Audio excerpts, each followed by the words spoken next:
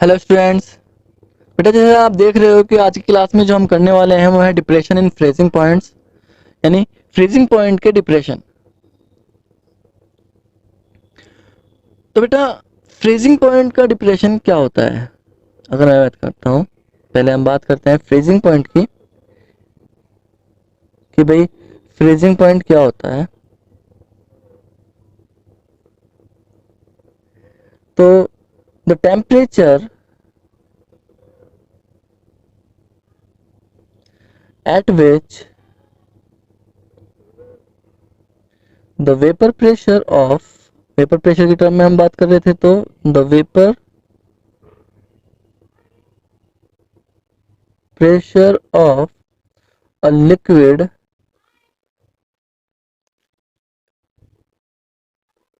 equals to the vapor pressure of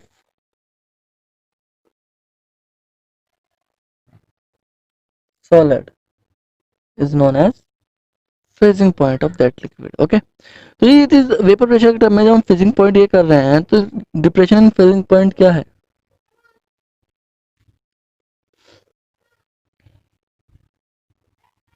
when a non volatile solute, अगर हम बात करते हैं solute dissolve in volatile solvent,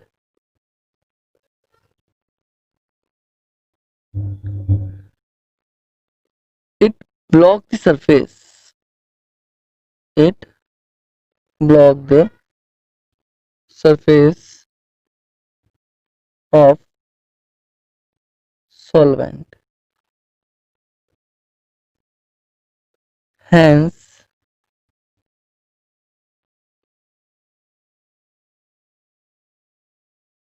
उससे क्या होगा,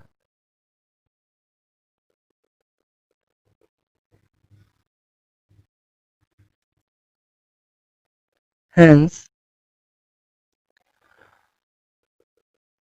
the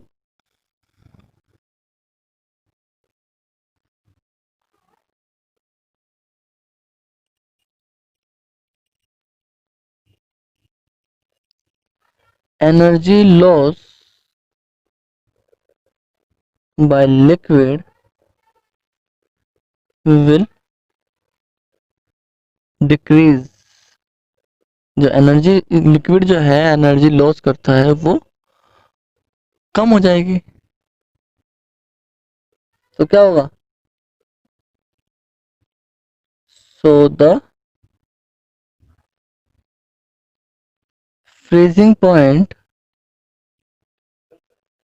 of liquid will depressed.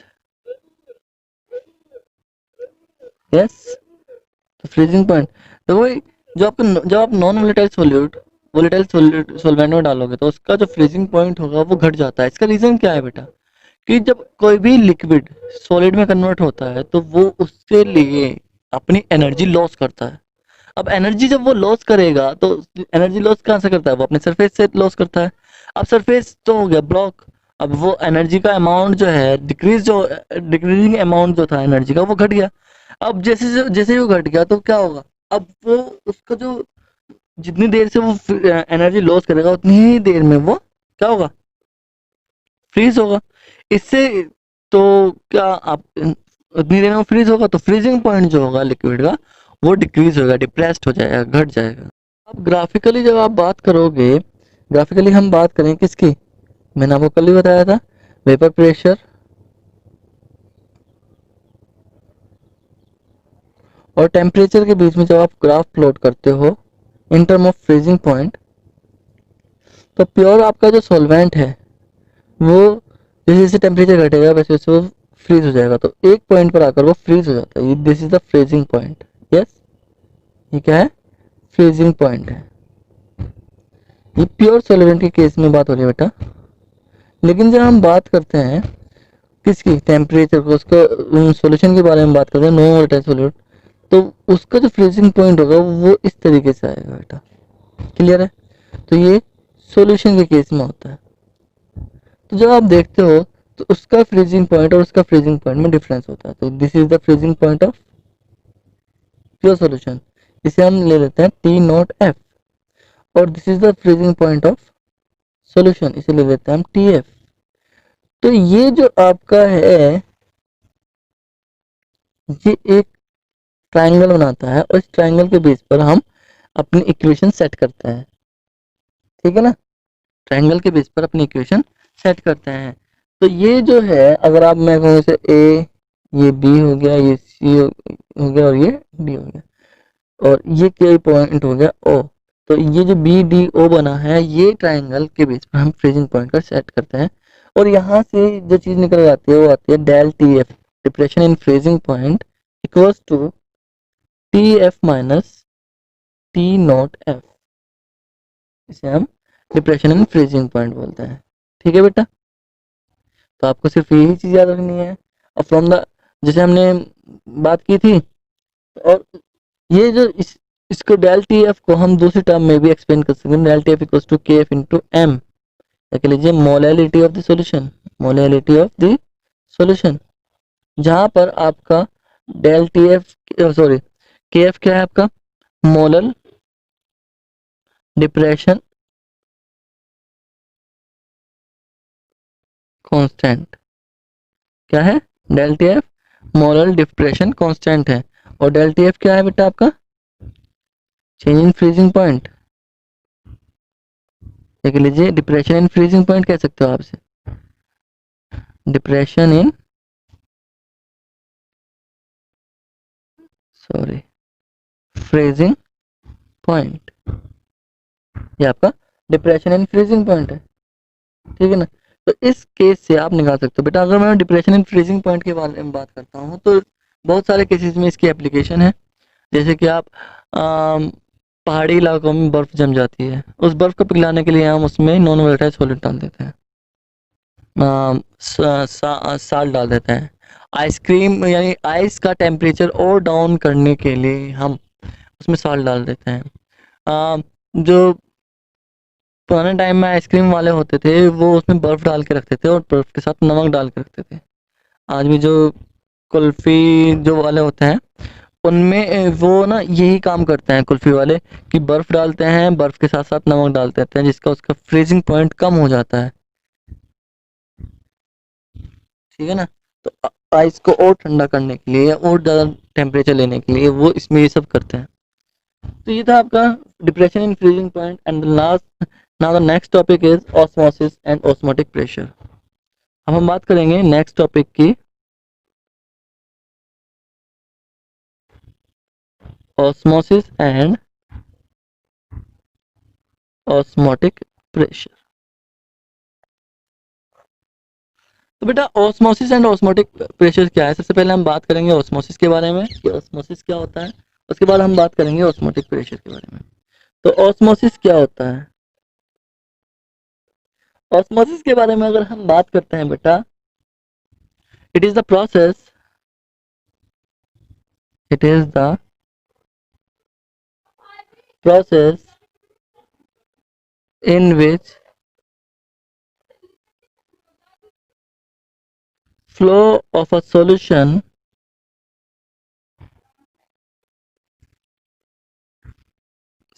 particles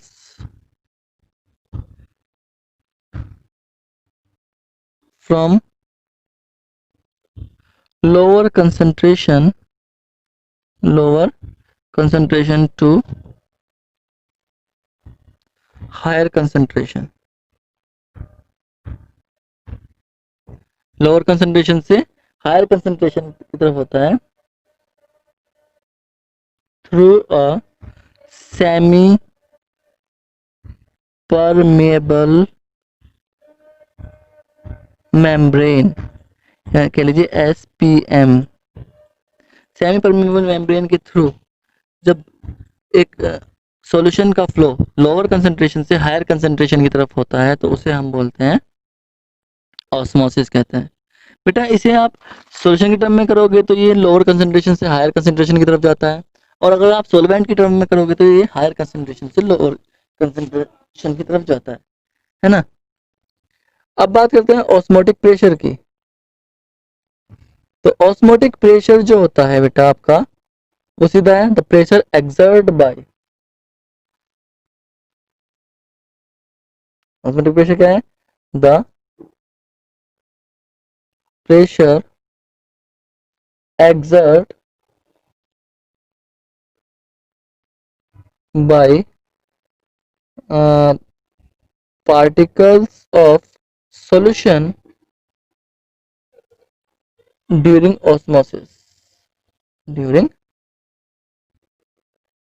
osmosis, यानी the pressure exerted by particles of solution during osmosis is known as osmotic pressure. Clear है। ऑस्मोटिक प्रेशर क्या होता है कि जब पार्टिकल, सॉल्यूशन के पार्टिकल जो है प्रेशर अप्लाई करते हैं, उसे हम ऑस्मोटिक प्रेशर कहते हैं। अब मान लो आपके पास एक कंटेनर है और इस कंटेनर में एक सेमी परमेबल मेम्ब्रेन से अलग किया गया है, ओके। और यहाँ पर सॉल्यूशन है जिसमें सॉल्यूशन की कंसंट्रेशन ज्यादा है, यस, हाई कंसंट्रेशन, क्या है, हाई कंसंट्रेशन। और यहाँ पर कंसंट्रेशन जो है वो कम है, लो कंसंट्रेशन। तो जो ऑस्मोसिस होगा, जो ऑस्मोसिस होगा वो इस तरफ होगा, यानी लोअर कंसंट्रेशन से हाई कंसंट्रेशन की। तो आपको याद रखना है कि जब भी हम ऑस्मोसिस की बात करते हैं तो हम मूवमेंट ऑफ सॉल्वेंट पार्टिकल्स की करते हैं। इसके बारे में, movement of solvent particles, solvent के पार्टिकल्स का मूवमेंट होता है हमेशा।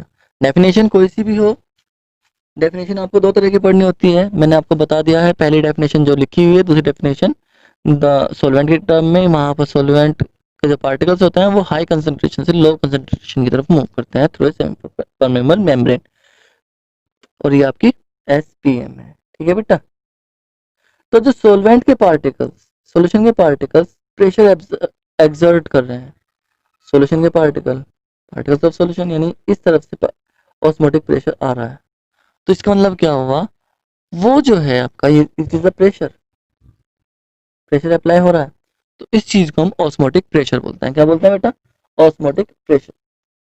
तो ऑस्मोटिक प्रेशर के बारे में बात करते हैं। तो बेटा अगर हम इसे मैथमेटिकली बात करें तो अकॉर्डिंग टू वॉन्ट हाफ, कौन, वॉन्ट हाफ के अकॉर्डिंग ये कहता है कि जो वेरी डाइल्यूट सॉल्यूशन होता है, very dilute solutions behave like ideal gas. जो बहुत डाइल्यूट सॉल्यूशन होता है उसमें जो सॉल्यूट पार्टिकल होते हैं वो आइडियल गैस की तरह बिहेव करते हैं। किसकी तरह बिहेव करते हैं, आइडियल गैस की तरह बिहेव करते हैं। So from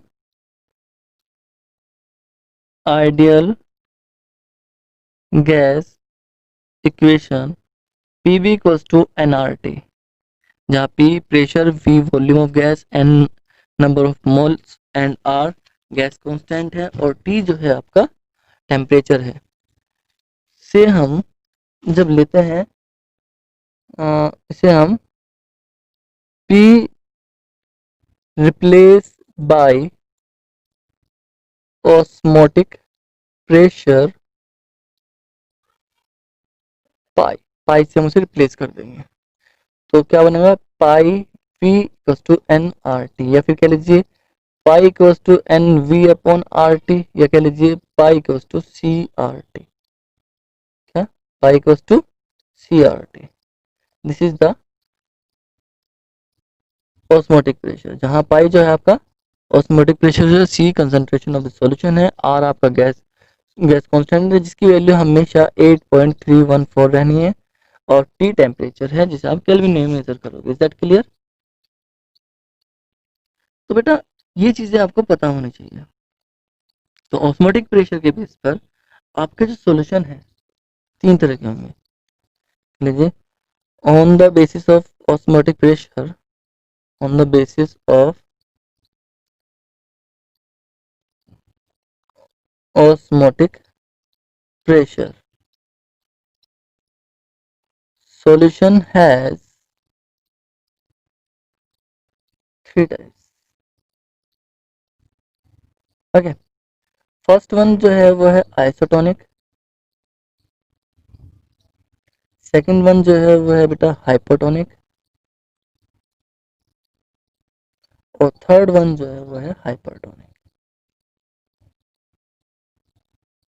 okay, isotonic, hypotonic and hypertonic, ये तीन तरह के होते हैं।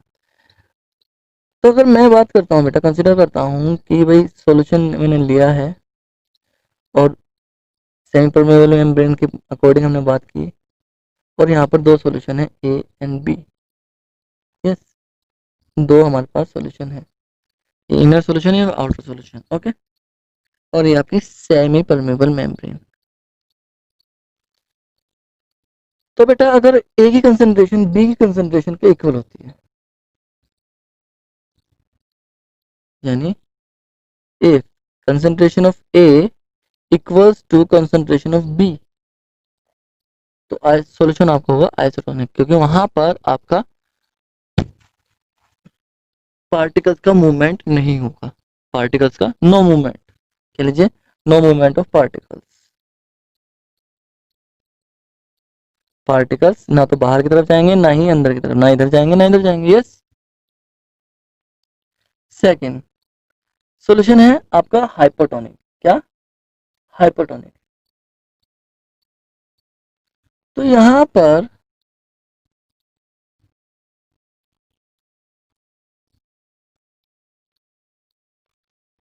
सोल्यूट एंड सोलवेंट के केस में लेते हैं बेटा, सोल्यूट एंड सोलवेंट। सोलवेंट, अगर कंसंट्रेशन ऑफ सोल्यूट मोर होगी कंसंट्रेशन ऑफ सोलवेंट के, तो आपका हाइपोटोनिक होगा। तब आपका जो मूवमेंट होगा वो अपोजिट होगा। यस, मतलब नॉर्मल होगा, हाइपोटोनिक जो होगा वो नॉर्मल होता है। लेकिन इस केस में, हाइपोटोनिक केस में, concentration of solute will be decrease of concentration of solvent. तो ये चीज आपको याद रखनी है, hypertonic, hypotonic and isotonic.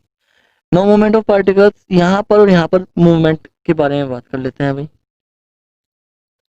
Solute की कंसंट्रेशन होगी तो बेटा आपका मूवमेंट जो है ना अपोजिट डायरेक्शन में चला जाता है, यानी वो रिवर्स ऑस्मोसिस हो जाता है, और हाइपरटोनिक में वो ऑस्मोसिस होता है। समझ में आ रही बात आपको?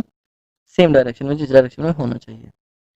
तो this are the osmotic, this is the osmotic pressure, और ये थी आपकी कोलिगेटिव प्रॉपर्टीज। बाकी हम नेक्स्ट क्लास में डिस्कस करेंगे। Thank you.